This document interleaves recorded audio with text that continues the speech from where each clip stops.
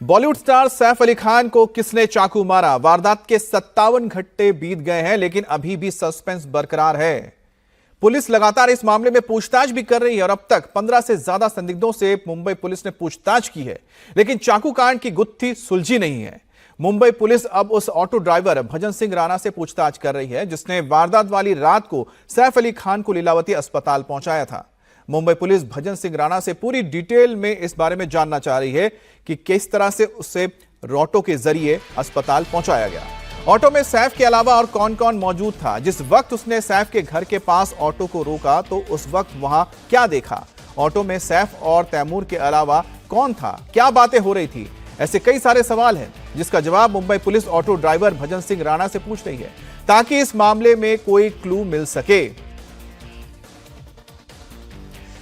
तो इस वक्त आप तस्वीर देख रहे हैं, यही वो ऑटो ड्राइवर है जिसने सैफ अली खान को वारदात वाली रात को अस्पताल पहुंचाया था। भजन सिंह राणा, जिन्हें अब मुंबई पुलिस पूछताछ के लिए बुलाई है और उस रात के बारे में जानकारी लेना चाहती है। हमारे साथ भजन सिंह जी हैं जो उस रात को सैफ अली खान को ऑटो से लेकर गए थे हॉस्पिटल। भजन सिंह जी, उस रात को क्या हुआ, पूरा वाकया बताइए। आप लाइव है इस वक्त इंडिया टीवी पे। जैसे मैं अपना रोड ऑटो लेके आ रहा हूँ, उनके बिल्डिंग के सामने से जा रहा हूँ, तो गेट से भी आवाज़ आ रहा है। उसके बाद में जैसे कि एक लेडीज़ भाग के आ रही है, रिक्शा रुकाओ गेट से अब आ रही है।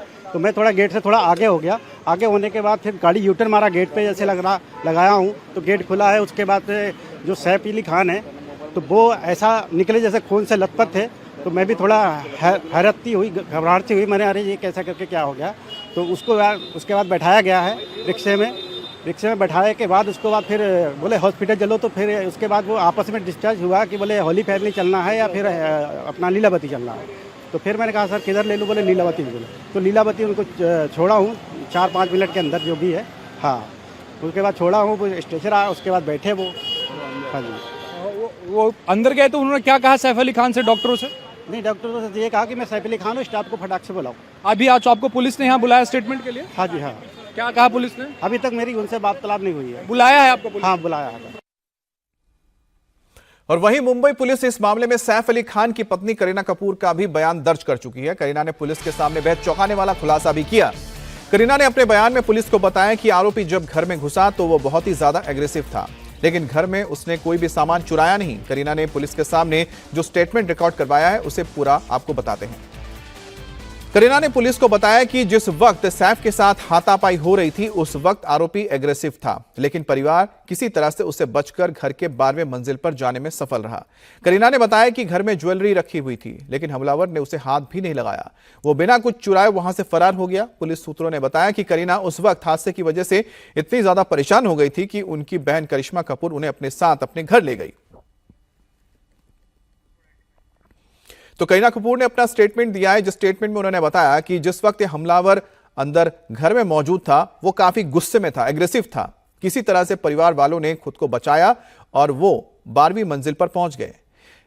जो आरोपी है वो एग्रेसिव था, वो लोगों पे हमले कर रहा था, लेकिन घर में मौजूद ज्वेलरी या किसी भी सामान को उसने चुराया नहीं।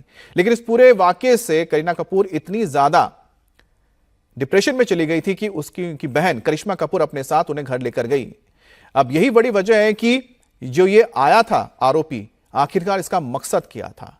इसने वहां से कुछ चुराया नहीं, लेकिन उसने सैफ अली खान पर जानलेवा हमला किया। और बताया जा रहा है कि जब सैफ अली खान और बाकी जो घर में मौजूद थे लोग, जो मेट थे, उन्होंने जिस तरह से इसको काबू में किया और उसे बंद करके, कमरे में बंद करके वो ऊपर चले गए, लेकिन शायद जो लॉक था उसे लॉक नहीं कर पाए, दरवाजे का उसे बंद नहीं कर पाए, जिसके चलते वो मौके से फरार हो गया। अब ज्वेलरी सामान रखा हुआ था, ज्वेलरी का सामान रखा था, लेकिन उसे हाथ तक नहीं लगाया इस आरोपी ने। और हादसे के बाद बहन करिश्मा कपूर अपने साथ लेकर गई थी, क्योंकि करीना कपूर काफी ज्यादा सदमे में थी। सैफ के साथ हाथापाई के समय हमलावर बहुत ज्यादा एग्रेसिव था और यही वजह है कि परिवार ने किसी तरह से खुद को बचाया और 12वीं माले पर पहुंच गए। जैसा मैंने आपको बताया, जो स्टेटमेंट में बातें निकलकर सामने आई है कि दरवाजा लॉक तो किया गया जिस कमरे में आरोपी था, लेकिन उसे पूरी तरह से बंद नहीं किया गया, यानी कि बंद करके निकल गए, उसको लॉक नहीं किया, जिसके चलते वो खोल के निकल गया। अब मुंबई पुलिस की 35 टीमें इस सबूत तलाश रही हैं। एक एक सीसीटीवी को खंगाला जा रहा है और संदिग्ध के एक और सीसीटीवी फुटेज सामने आने के बाद यह पता लगा है कि आखिरकार किस तरह से वो कपड़े बदलकर किस किस इलाके में घूम रहा था। ये जो आप सीसीटीवी फुटेज देख रहे हैं 16 जनवरी की है, यानी 15 जनवरी की रात को घटना हुई थी। सुबह 9 बजे की ये तस्वीर आप देख रहे हैं, जहां पर ये एक मोबाइल स्टोर में जाके खरीदारी करता हुआ नजर आ रहा है। उसने अपना टी शर्ट बदला हुआ है, नीले रंग का टी शर्ट पहना हुआ है, पीठ पर देखिए वही बैग है, फास्ट ट्रैक वाला बैग नजर आ रहा है काले रंग का। और इसका एक और सीसीटीवी फुटेज भी सामने आया, वो भी आपको दिखाएंगे, जहां पर पीठ पर बैग लेकर ये जाते हुए नजर आ रहा है। इसमें भी उसने वही टी शर्ट पहन रखी है जो इस वक्त आप स्क्रीन पर देख रहे हैं, जब वो एक मोबाइल स्टोर में गया था। देखिए ये वो तस्वीर है, एक और सीसीटीवी। इसमें उसने नीले रंग का टी शर्ट पहन रखा है, कंधे पर बैग टांग के रखा हुआ है, बैग पर फास्ट ट्रैक लिखा हुआ है। और ठीक ये इसी तरह से ये तस्वीर जब आगे आप इसको मिलते हैं तो दूसरा जो वीडियो सामने आया जो 9:04 का है सुबह का 16 तारीख को, उसमें वो एक मोबाइल की दुकान से खरीदारी करता हुआ नजर आ रहा है। अब ये 4 तस्वीरें सामने आ चुकी हैं। 16 जनवरी की तस्वीर आपको बता रहे हैं क्योंकि रात का वक्त है, इसलिए 16 जनवरी 1:37 की तस्वीर आप देख रहे हैं। जिस वक्त वो दाखिल हुआ उसके पीठ पर वही बैग है, लेकिन मुंह पे इसने गमछा डाले हुआ है। इसके बाद देखिए 16 जनवरी की 1 घंटे के बाद की तस्वीर है जो 2:33 की, यानी कि इस घटना के बाद जब वो उतर रहा है, कंधे पर वही काला बैग है, गले में वही गमछा है, लेकिन चेहरे को ढक के रखा नहीं है इसने। अब देखिए 16 जनवरी की अब सुबह की तस्वीर दिखा रहे हैं 7 बजे की, जो वह एक सड़क से गुजरता हुआ नजर आ रहा है। उसमें वही बैग है लेकिन कपड़े उसने बदल लिए हैं। और 16 जनवरी की एक और तस्वीर, 7 बजे की तस्वीर देखिए, अब 9 बजे की तस्वीर आप देख रहे हैं जहां पर एक मोबाइल स्टोर में कुछ खरीदता हुआ नजर आ रहा है। तो फिलहाल ये 4 तस्वीरें अब तक पुलिस के पास हैं। 2 वारदात की जगह की, यानी जहां पर घटना हुई थी सैफ अली खान के अपार्टमेंट की, देखिए जो ये पहली तस्वीर आप देख रहे हैं 1:37 की तस्वीर है जब ये ऊपर जा रहा है। और ये देखिए 2:33 की तस्वीर जहां पर वो नीचे आ रहा है जो हमलावर है। इसमें वो उसका चेहरा साफ नजर आ रहा है, उसने जो अपने चेहरे से जो कपड़ा रखा था वो हटा लिया है, गले में देखिए वो गमछा नजर आ रहा है। अब देखिए ये है 16 तारीख की तस्वीर। 16 तारीख की इस तस्वीर में इसने बैग टांग के रखा हुआ है, अब उसने अपना टी शर्ट बदला हुआ है और ये मोबाइल की दुकान से खरीदारी कर रहा है। अब ये जो तस्वीरें जो सामने आई है यही पुलिस के लिए सबसे बड़ी कह सकते हैं कि एक कड़ी है जिनको जोड़ा जा रहा है, एक एक कड़ी को जोड़ के पहुंचा जा रहा है। राजेश हमारे साथ जुड़े हुए हैं। राजेश, क्या आपके पास अपडेट है और पुलिस थाने में अब कौन कौन मौजूद है, किसको और बुलाया गया? क्योंकि आपने जैसा बताया था कि यहां पर जो ऑटो ड्राइवर है भजन सिंह, उनको लाया गया है, क्या उनका स्टेटमेंट हो गया है और उनके अलावा कौन आया हुआ है?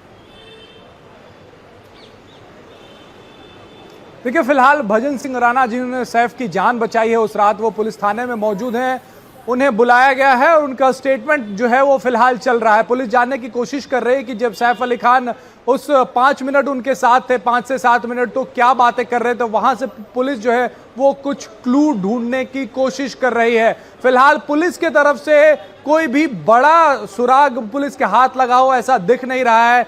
60 घंटे के करीब में इस वाकया को हो गया है अमित, लेकिन इसके बावजूद पुलिस अभी तक कुछ भी पुख्ता बता पाने की स्थिति में नहीं है। कई लोगों के बयान दर्ज किए जा रहे हैं। कल जब हमारे पुलिस अधिकारियों से बात हुई उन्होंने कहा कि 40 से 50 लोगों के बयान जो है इस मामले में दर्ज हुए हैं और ज्यादातर लोग जो हैं वो सैफ अली खान के करीबी रहे हैं, यानी कि उनसे किसी न किसी तरीके से जुड़े रहे हैं, या उनके मैनेजर हो या फिर उनका जैसे प्लम्बर हो या फिर उनका कारपेंटर हो, इस तरीके के जो लोग हैं उनके घर में जो फूड डिलीवरी करने आता हो, ऐसे लोगों का बयान जो है वो दर्ज किए गए हैं। पुलिस के हाथ में सबसे बड़ा सुराग है वो है आरोपी का चेहरा जो उनके पास है। 1 दर्जन से ज्यादा सीसीटीवी फुटेज है, उसके मूवमेंट भी रिकॉर्ड पे आए हुए हैं। हमें दिख रहा है कि सवेरे 7 बजे वो बैंड्रा स्टेशन पे दिख रहा है, 9 बजे वो दादर गया है, यानी कि पहले जो खबर आ रही पुलिस की तरफ से आई थी कि वो मुंबई से सटे हुए इलाकों में गया। अब जो नई सीसीटीवी फुटेज इंडिया टीवी के हाथ लगी है उसमें दिख रहा है कि वो मध्य मुंबई यानी कि दादर की तरफ गया है, वहां पे उसने ईयरफोन खरीदा है और वहां से फिर वो कहां फरार हुआ है ये पुलिस को अब तक पता नहीं चल पाया है। तो पुलिस कोशिश कर रही है, लेकिन फिलहाल बहुत कुछ पुख्ता पुलिस के हाथ लगा हो ऐसा दिख नहीं रहा है अमित। बिल्कुल, लेकिन पुलिस की कोशिश जारी है। फिलहाल आप जैसा कि देख रहे हैं कि इस वक्त थाने में रिक्शा वाले को बुलाया गया, रिक्शा ड्राइवर भजन सिंह, जिन्होंने 15 तारीख की रात को जो घटना हुई थी उसके बाद सैफ अली खान को अस्पताल पहुंचाया था। इसके अलावा और भी कई लोगों से पूछताछ हुई है, लेकिन अब पुलिस के लिए सबसे बड़ी कठिनाई यह हो जाती है पता लगाना कि आखिरकार यह व्यक्ति दादर के बाद कहां गया, क्योंकि दादर तक के तो यहां पर वीडियो आ गए हैं, इसके बाद के अभी तक कोई भी सबूत नहीं मिल पाया कि किस एरिया में, इसलिए इस इलाके में पुलिस अभी छानबीन कर रही है। इस बीच सैफ चाकू कांड में संदिग्ध से पूछताछ जारी हुई है। पुलिस ने शाहिद नाम के संदिग्ध से कल से पूछताछ की है। शाहिद की नई तस्वीर भी सामने आ गई है जिसमें वो पीली टी शर्ट में दिखाई दे रहा है। शाहिद की शक्ल हमलावर से काफी मिलती है। इस पर घर में चोरियों और इसी तरह के काम में, इसी तरह के वारदात में शामिल होने के कई सारे मामले हैं। अब 12 जनवरी का एक सीसीटीवी फुटेज सामने आया है जो वर्सोवा का है। ये वर्सोवा की तस्वीर आप देख रहे हैं। वहां के एक अपार्टमेंट में ये घुसा था जहां पर उसने चोरी की थी। यहां पर जूता चोरी करते हुए नजर आ रहा है। शाम के 7:12 पर वो घुसता है और एक अपार्टमेंट के बाहर मौजूद शू रैक से जूते निकाल के वहां से निकल जाता है। तो एक तस्वीर निकल कर आई है। शाहिद इसका नाम है जिससे पूछताछ हो रही है। संदिग्ध है क्योंकि इसकी शक्ल काफी मिलती है जिसने सैफ अली खान के घर पर घुसकर उन पर हमला किया था।